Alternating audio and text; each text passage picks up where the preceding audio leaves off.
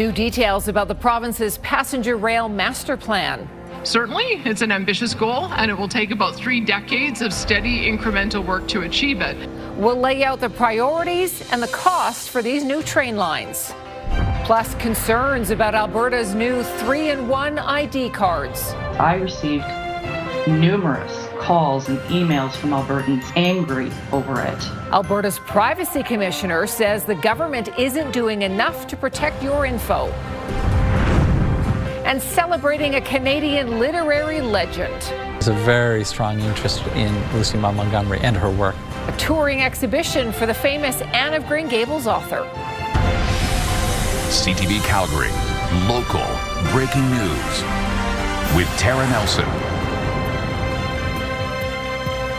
Hello and thank you for joining us. We begin with breaking news tonight in the Southwest. A pedestrian suffered life-threatening injuries after being struck by a vehicle near Westbrook Mall. It happened around 3:45 on Bow Trail and 37th Street when the pedestrian was struck by a commercial truck.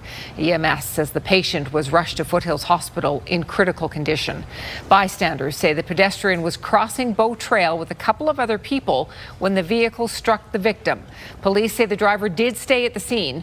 Bow Trail is now closed in both directions between 33rd Street and 40th Street, and 37th Street is also closed in both directions. Witnesses saw first responders doing all they could to help that injured pedestrian. They're doing CPR compressions the whole time, and then for a good 10-15 minutes, and then finally when they put her on the gurney to take her to the ambulance, they were doing CPR all the way to the ambulance as well. The intersection is expected to be closed for some time as the police collision reconstruction team examines that scene. The countdown is on for the Alberta government to submit its proposed pipeline project to the West Coast to the federal government's Major Projects Office. Tyson Fedor is at the BMO Centre tonight, and Tyson Daniel Smith says that project will be ready for what she hopes is a green light from Ottawa.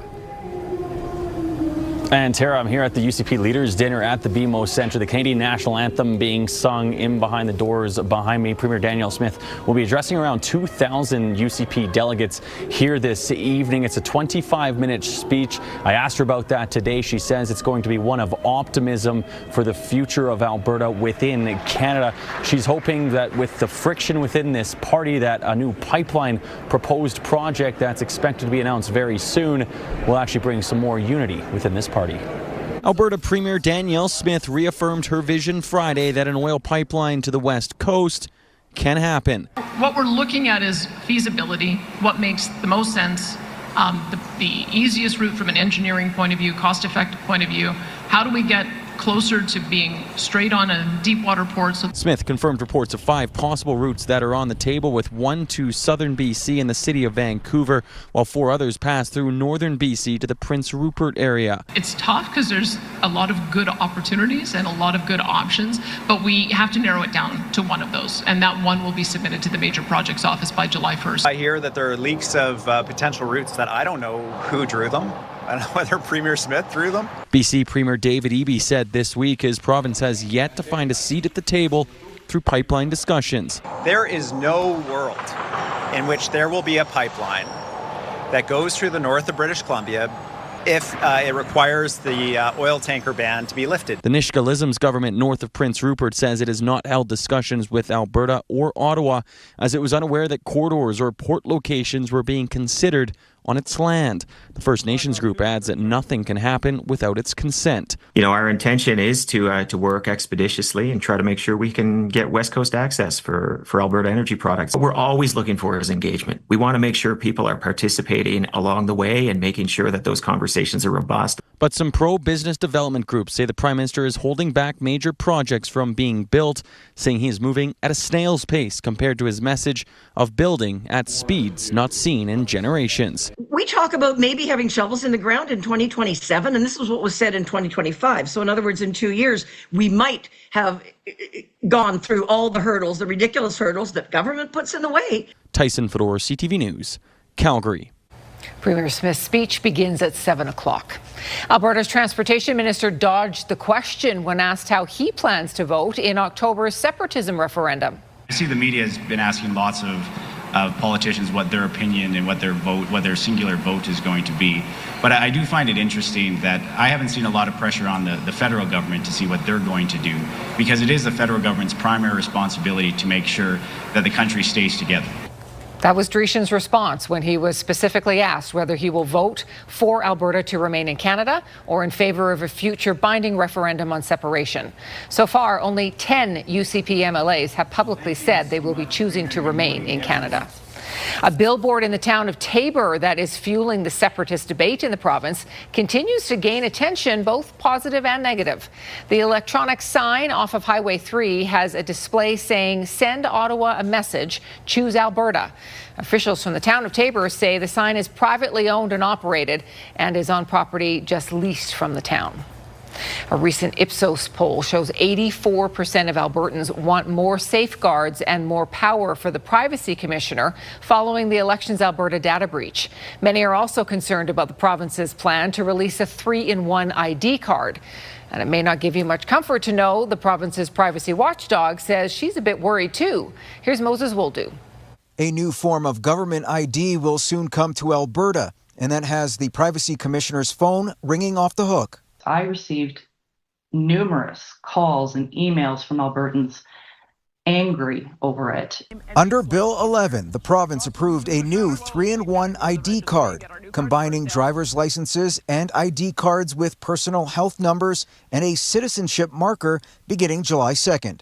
Diane McLeod says the new framework doesn't go far enough to protect people's information. The Register of Motor Vehicles is not subject to privacy legislation in Alberta, and therefore I don't have any oversight of it.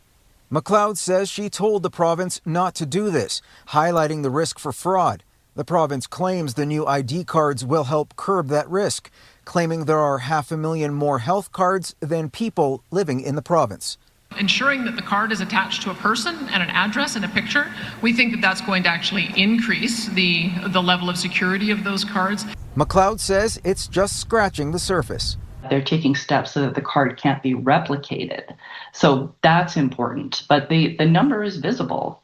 And if the number is visible, that means it can be collected by any person that has access to the card. In Calgary, reaction to the new cards was mixed. Everything kind of runs through your Alberta healthcare number instead of just your driver's license number. So I would say that would be a big privacy concern. Sounds great to me because it's convenient, right? And I don't have multiple identifications. Definitely be concerned about privacy of information when they've been separate for a reason. In the coming weeks, the Privacy Commissioner of Alberta website is putting information and guidance for the public to help them manage situations that requires the new ID, and says this. They can ask questions. Do you need to collect this information? If not, if you need to take a photocopy of it and you have authority to do that, maybe you can block out that information. Moses Woldu, CTV News, Calgary. McLeod says she's waiting on the province for a privacy impact assessment. Police are investigating after a man was shot in southeast Calgary this morning. Investigators say the victim went to a home in Forest Lawn just after 6 a.m. asking for help. He was taken to hospital in stable condition. Police believe it is a targeted shooting and no one has been arrested. Police are looking for help to identify one man and 4 women who may have been involved in an assault at the Lions Park LRT station. Emergency crews responded to Sunnyside LRT station around 5:30 yesterday afternoon for reports of an injured person. A woman suffered serious injuries and is recovering in hospital. During the investigation, police determined the assault happened around 1:30 in a grassy area south of the Lions Park LRT station platform. One of the best-known bears in the Rockies apparently is not letting anyone track him this summer. Parks Canada has been collaring grizzly bears with GPS trackers to better understand how they're using the landscape and what bears deem as suitable and important for their habitats. Last month, wildlife specialists captured and collared 3 adult male bears in Banff National Park using culvert traps. That included Bear 122, also known as the Boss. He is a bear that has fathered about half the grizzly cubs in the park. However, in less than a week, the Boss was able to remove his collar. Parks Canada says it is not unusual for a large grizzly bear to remove his collar. The Calgary Stampeders are hoping this is going to be a big season. Glenn Campbell joins us live from McMahon Stadium tonight. And Glenn, the Stamps are hosting the Grey Cup this year. And Tara, the Stamps would love to be in the big game in November. Tonight, they open up the regular season against the Winnipeg Blue Bombers. And joining me, diehard Stampeders fan Mike. Mike, how long have you been a Stampeders fan for anyway? I've been coming to the games now since I was probably 18, 19 years old. So we're going on like well over 30 plus years. Yeah, no doubt about it. And I mean, we have all the tailgating right now. What's it about the atmosphere that you like still coming to Stampeder games? It's always an event. You know, whether the tailgating, it just adds to it. And I wouldn't change it for the world. But we're so fortunate to have this here in our city, and a lot of the other teams don't have that. Yeah, absolutely. Let's talk about the Stampeders. Like, what are your expectations for this season? Well, it's a new team. Again, our backfield and the defense is young, so we'll see what happens.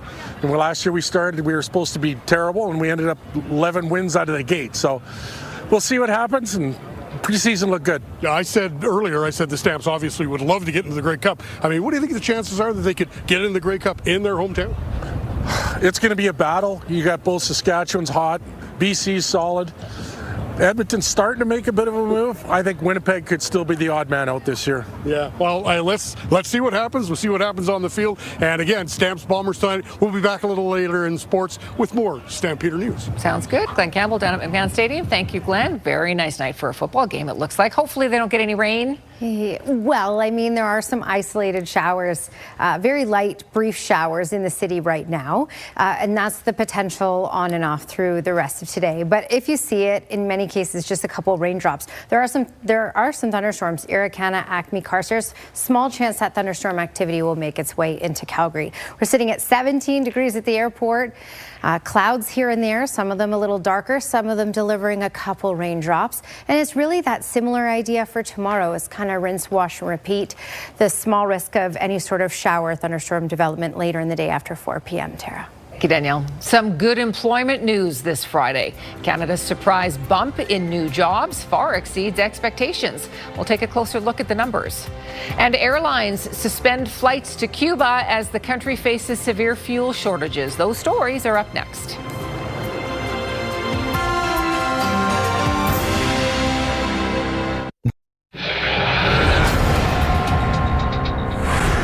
Breaking news from Ottawa now. The Canadian Food Inspection Agency says it will place temporary import restrictions on livestock entering Canada from affected areas in the U.S. after a case of screwworm was confirmed. The agency announced Friday that the restrictions will include imports of horses after the infestation was found in a calf in Texas. Animals that originate from or were present in the state of Texas within 21 days prior to border crossing will not be accepted into Canada. The statement says the parasitic fly can kill livestock if not treated. The U.S. government will quarantine the area in Texas where the infected calf was found. Trains could become a bigger part of your travel plans in Alberta. The province has released its passenger rail master plan with routes connecting Calgary Airport to downtown, Banff, Edmonton, even some nearby communities. Alicia Fieldberg has more on the 30-year vision and how soon some of those lines could be up and running. Travelers at YYC will be able to make a new connection by hopping on a train into Calgary, possibly in the next few years.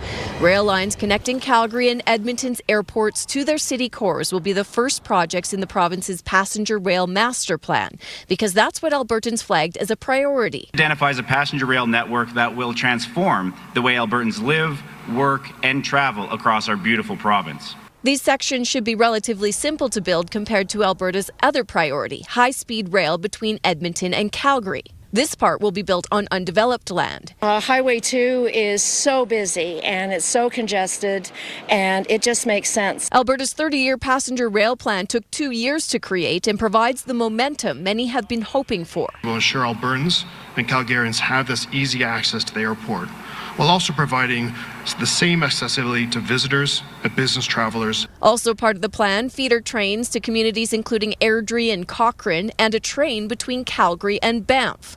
A private group proposed building this section at no cost to the province if the government builds the rail between the airport and Calgary core. I would say the gun has gone off now, and so that's about 5 years, so we should be able to have people running in 2031. If their proposal goes through, he says passengers might be able to ride the train to Banff for about $20 to $30 or splurge $200 to $300 for business class. I mean, everything over in Banff is pretty walkable, so I feel like the need for a car isn't really necessary. The province says the airport train would connect to Calgary's Blue Line LRT extension. Alberta's full passenger rail vision could cost at least $60 billion. Over the next 3 years, the province plans to spend $15 million moving the project forward. The funding will also support initial planning for a central station in downtown Calgary. This vision for a passenger rail station would connect to a future Calgary event centre. And Alicia joins us from the airport tonight. So give us a few more details, Alicia. What would it actually mean for travelers once these rail lines are built? Tara, you could potentially access more than one train an hour from the airport here to downtown Calgary and up to a train an hour to Banff. Now, those Banff trains would likely be models that travel at about 160 kilometers an hour. Now, that's different than what they're looking at between Calgary and Edmonton, high-speed trains that would potentially go about 320 kilometers an hour. Even with boarding time, that is expected to reduce the commute between those city cores by about 50 minutes. But this could take a lot longer to develop, so it may be likely to be completed near the end of the province's 30-year plan. Tara? Okay, Alicia, thank you. Sunwing Vacations Group has announced it is suspending operations in Cuba indefinitely. This includes Sunwing Vacations, WestJet Vacations, and WestJet Vacations Quebec. The company announced in April it would temporarily cut Cuban operations, but said they would resume in October. In a statement today, it says it will reach out to travelers with existing bookings to arrange an alternate destination or a full refund. Sunwing did not give a specific reason, but Cuba has been dealing with a severe fuel crisis driven by the U.S. blockade. Some good news to share on the labor front today. Canada added 88,000 new jobs last month, beating expectations. The overall unemployment rate also fell and now sits at 6.6%. Here's CTV's Jeremy Sharon with a closer look at the numbers and what they show. Fresh baked goods rising in demand in this Ottawa bakery just months after laying someone off. Jordan Pett is hiring again. Looking to, grow our menu and keep it steadily growing and hopefully grow our team more as well. According to Statistics Canada, the country's economy added 88,000 jobs in May, driving unemployment down 0.3% to 6.6%, outperforming forecasters' predictions. The numbers today were strong enough to reverse most of the losses that brewed in the data to start the year. Full-time employment drove the gains, while part-time jobs took a drop. Unemployment among youth is down 0.9%, but still above 13%. Because we deal with thousands of businesses, to place youth into businesses, we saw optimism, and thankfully the numbers have proven that out today. Specifically, students are off to a better summer job season than last year, which was the worst in nearly a decade. Part of that fall in the unemployment rate is a fall in youth participation.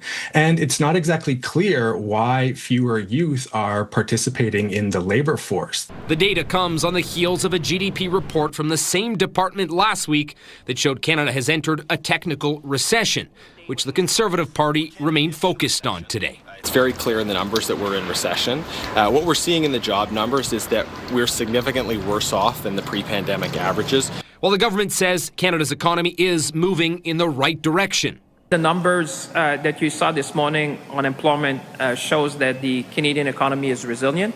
While economists are calling today's report a positive signal, they say it is too early to tell whether Canada's economy will continue on this positive path. Jeremy Sharon, CTV News, Ottawa. Sturgeon Lake Cree Nation wants the federal government to review Kevin O'Leary's AI data center planned for northern Alberta. The nation says the provincial government is, quote, bending over backwards to support the Wonder Valley project. It would be built near Sturgeon Lake Cree Nation. It says the province is not doing enough consultation with its members and leadership.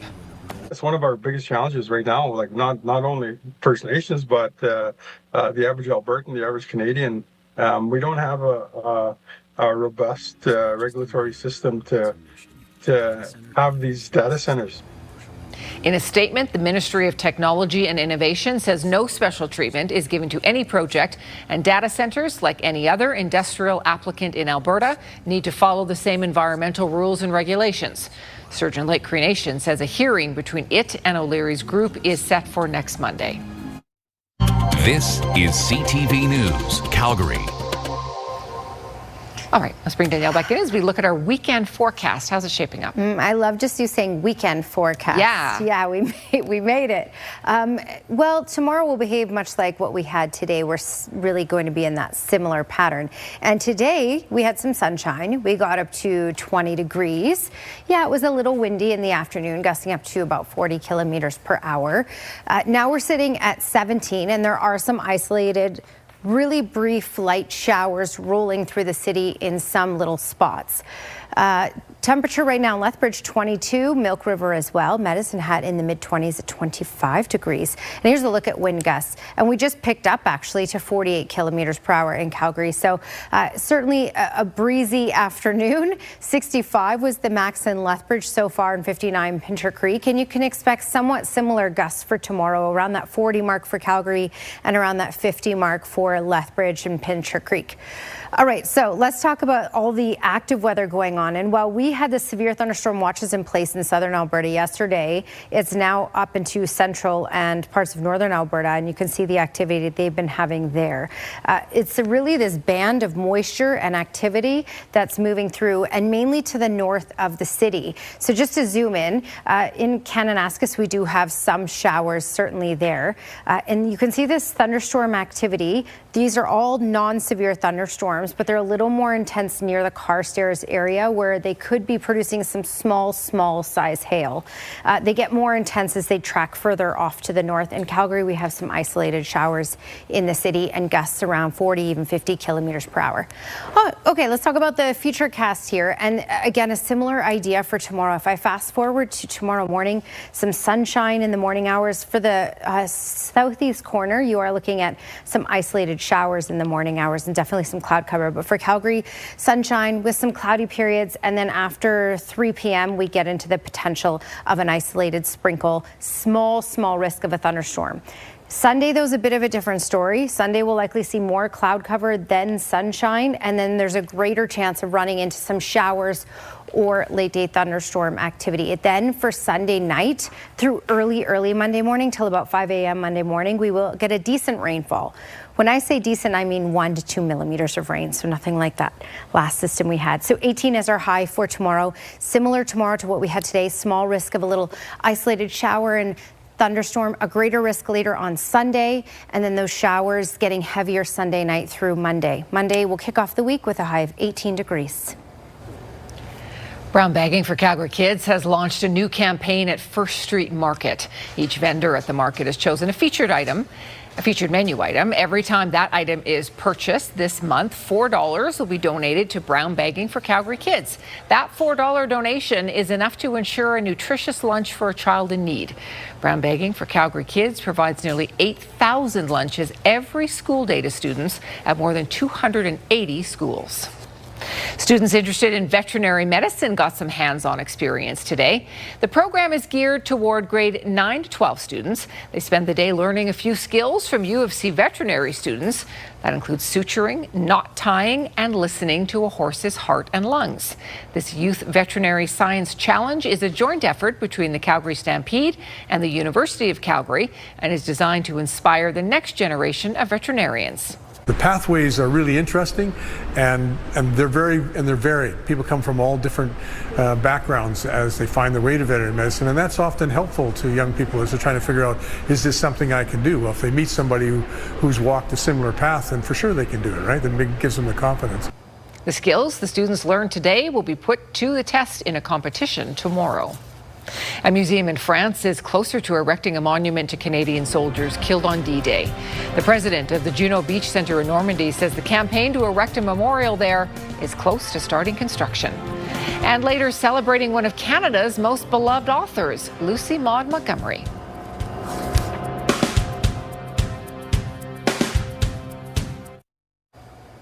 A new memorial is being built in Normandy, France, to honor the Canadian soldiers who died during D-Day. With fewer Second World War veterans around to talk about what happened, the Juno Beach Centre expansion is an important educational space. CTV's Amanda Anderson spoke with a local veteran who fought there. We fought to the death. Marty Jones was just 19 years old when he was faced with the reality of war. It was a rude awakening, for a young guy. He was an anti-aircraft gunner aboard the HMCS Prince Henry as it brought landing craft filled with Canadian troops to Juno Beach on D-Day. Saving your brothers, but you also dumping them to their death. And that kind of stuff hurt. Never had a chance to say goodbye. Just wave to them, because you're too busy saving your own neck. It's been 82 years since that day. It helped change the course of the Second World War, memories that are still vivid for the now 101-year-old veteran. We never recover from the things that are in the back of our heads that we had to face. 381 Canadians died on the beaches of Normandy June 6th.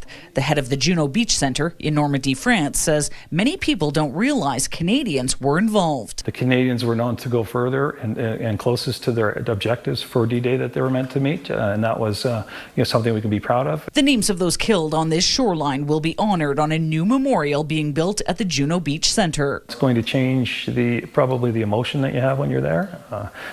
There's so much there already. If you've been there, you kind of come away going, you can't replicate or describe what you feel.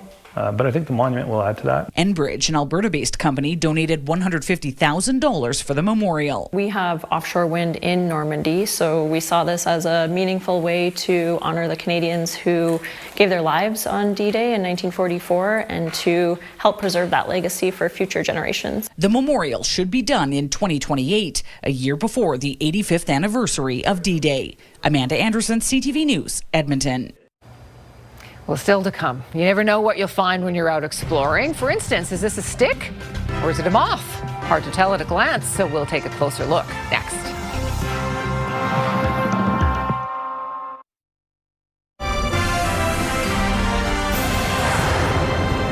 Most Canadians have heard of Anne of Green Gables, and now Calgarians can learn more about the author who wrote that series.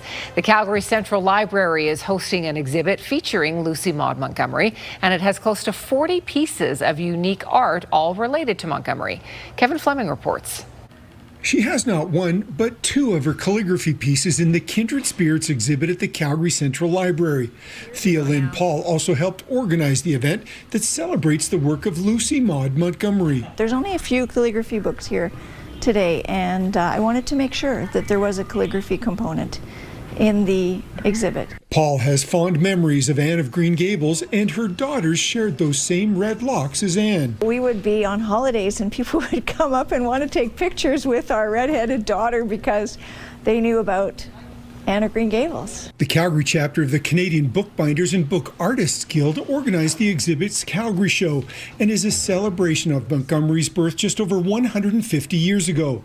Brian Queen says the pieces on display here are from members all across the country and showcase what the Guild is all about. Collectively, another term we use is the book arts. So that covers, quite a broad range, everything from binding to paper making, letterpress printing. Yes. Monday night, the event is hosting an opening reception, and Anne Murray is bringing along some rare books from the University of Calgary collection. These are first issues of the very first Anne of Green Gables from 1908, published in Boston by Page and Company. Montgomery was rejected 4 times trying to get Anne of Green Gables published. She was an example of a Canadian woman who made her way writing in the competitive freelance magazine and newspaper market, who then finally got her shot to do a novel. Murray is impressed at what the Guild members have come up with to celebrate the author. This is a perfect exhibition because they're book objects made by people who love books and literature and art. So it's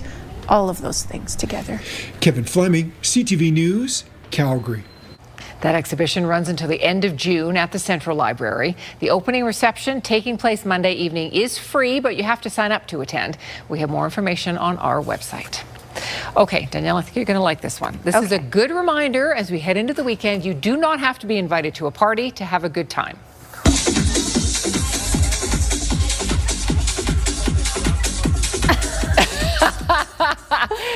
Okay, the best dancing at this outdoor rave is coming from the apartment behind the venue. This little kid was spotted dancing in the window of his bedroom. He's probably supposed to be sleeping at this point, but who could sleep when there's a rave outside your apartment? So, you know, he might as well join in. Oh my goodness. Yeah, and his mom probably thinks he's sleeping. Probably. What an exciting He's night. He's going to be exhausted. Tomorrow he'll be like, Mom, I was at a rave last night. I don't know what you guys were doing. Adorable. A zoo in Java, Indonesia has done the improbable and managed to breed 4 Sumatran tiger cubs, one of the most endangered species in the world. Look at this. The zoo unveiled the 4 young cats this week. The litter of 3 males and 1 female was born in March. Sumatran tigers are difficult to breed in captivity due to their highly selective reproductive behavior. The zoo is called Taman Safari Indonesia. It now houses 24 Sumatran tigers. They are all for conservation purposes. Wow, and those are some beautiful animals. Aren't they Look at that. Oh my goodness. Okay, we're going to end with a simple question. Is it a stick or is it a moth? Is it a stick or is it a moth? Welcome to today's episode. Stick or moth? What do you think? Ew. Let's find out. It's both. It's both. So Bart Coppens is an entomologist. He specializes in moths and butterflies. These camouflaging moths are called buff tip moths. They look just like a broken stick. The species is widespread in Europe and temperate Asia. Wow. Cool, but gross. Cool. A little gross, but cool. Yeah. Fascinating. You're not going to see them here. Fascinating. Fascinating is the right word for that. Pretty neat. Yeah. Still to come, the price of gas has been moving up for weeks, and diesel prices are creeping up too. We'll take a look at how that impacts prices for other goods as well.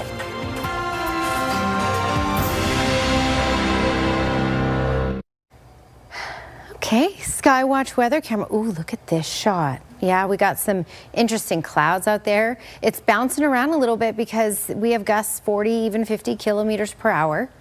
And road. There's some roads out there. All right. I don't know what that was. 14 degrees is our current temperature. We did get up to 20 degrees earlier today. 19 is what's normal. So you could say a fairly perfect day aside from the gusty conditions and, you know, these isolated showers that we're getting. 14 right now at the airport, 22 in Lethbridge and Milk River, 25 in Medicine Hat. Ooh, toasty there. The active weather is mainly central and northern Alberta, but there's some going on in southern Alberta, but it's not as intense as what's going on up there. So showers in parts of Kananaskis. Calgary, we have some isolated showers in parts of the city. For the most part, it's brief and quick. Small chance of any sort of thunderstorm activity for the next 2 hours, and then that chance is completely gone. And for Calgary, it's a small chance, but just outside of Carstairs, that's a pretty decent cell, non-severe, but still has produced some smaller size hail. I can see one tracking into Acme and some weaker stuff tracking towards Drumheller. All right, your 24-hour forecast is brought to you by Action Furnace. Fix right or it's free. And tomorrow is basically Groundhog Day. Wash, rinse, and repeat. However you want to say it. Pretty much the same setup tomorrow as what we had today, just a couple degrees cooler. 8 degrees to kick off the day at 8 a.m., getting up to a high of 18 degrees. Sunshine for the morning and then starting to cloud over later in the day. Later in the day, there's a small chance of showers and a small risk of a non-severe thunderstorm. A pedestrian suffered life-threatening injuries after being struck by a vehicle near Westbrook Mall late this afternoon. The victim was struck by a commercial truck. Bystanders say the person was crossing Bow Trail with a couple of other people when it happened. The province has released its passenger rail master plan with routes connecting Calgary's airport to downtown, Banff, Edmonton, and even some nearby communities. The lines could take decades to build at a cost of at least $60 billion. And Banff's most notorious bear, called the Boss, has broken free from his tracking collar. He was fitted for the device just this spring. Gas prices have been up and down lately, but diesel fuel continues to climb in many parts of the country. Here's CTV's Paul Hollingsworth on the continued pain being felt at the pumps.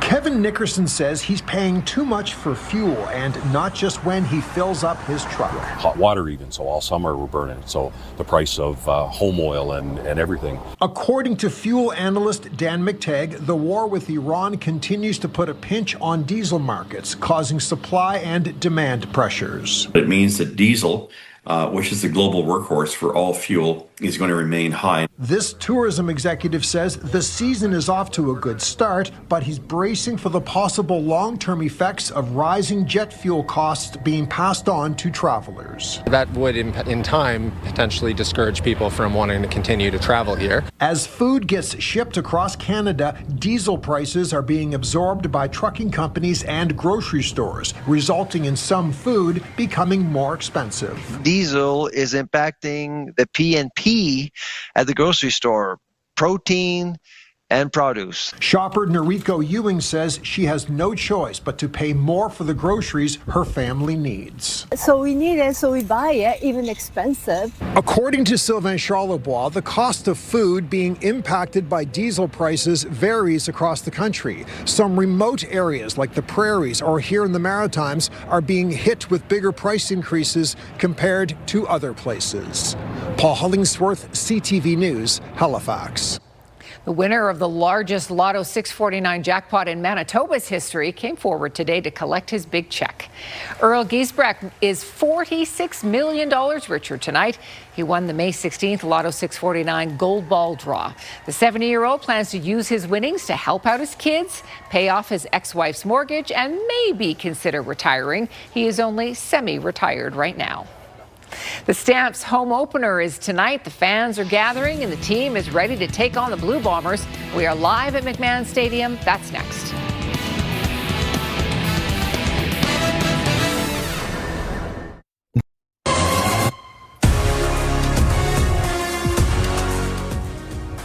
Vancouver Science World is now fully transformed into a FIFA World Cup match ball. The project, dubbed the Beautiful Dome, is the design of the official Adidas match ball called the Trionda, which means 3 waves in Spanish, a nod to the tournament being hosted by 3 countries. The Calgary Stampeders kick off their CFL season tonight. Glenn is down at McMahon Stadium, and the Stamps have a bit of a weird schedule right off the bat, Glenn. Tara, the Stampeders take on the Bombers tonight and then don't play again until June 20th when they host the Saskatchewan Roughriders. The long training camp is finally over and the Stampeders can now concentrate on the regular season. Stamps owned the Bombers last season, winning all 3 games, but the 2 teams usually play each other pretty tight. Head coach and general manager Dave Dickinson says he wouldn't be surprised if that's the case tonight at McMahon Stadium. If you look back, and I think they would agree to this, it's always been battles, and I'd say 90% of the time it comes down to a kick. It's just crazy how close the games are, and yeah, there's a game here or there that gets out of hand, but for the most part it's a tight battle. Yeah, man, very excited, man. Home game to start the season off. Got a playoff caliber team coming in here. Wanted to take control, you know what I'm saying? So we had a great training camp, and we're excited to put it out there. It's a good challenge for us to start off the season, but we're motivated. We know what game is being played here at the end of the season, so I think it's just a chance for us to go out there and show teams how we're coming this year. Kickoff for tonight's game in just a few minutes' time here at McMahon Stadium. Well, Cavalry FC, they're home again this weekend. The Cavs are home to the Halifax Wanderers, and they will play them on Saturday. Cavalry suffered its first loss of the season last week when Forge beat them 1-0 in Hamilton. Cavalry will force former teammate Marco Carducci for the first time since he signed with the Wanderers. For Cavalry, defender Adam Perlman, he goes up against his former team. Perlman is on loan to Cavalry from Toronto FC. A great year last year with the guys. Obviously, it's a lot different now. New coach, new players, new everything. But some of my best mates are on the team. So I look forward to competing against them and getting one up on them. Actually, it'll be nice to see Marco. I've not spoke to him since he left the club, so it'll be good to catch up and see how he's doing in life.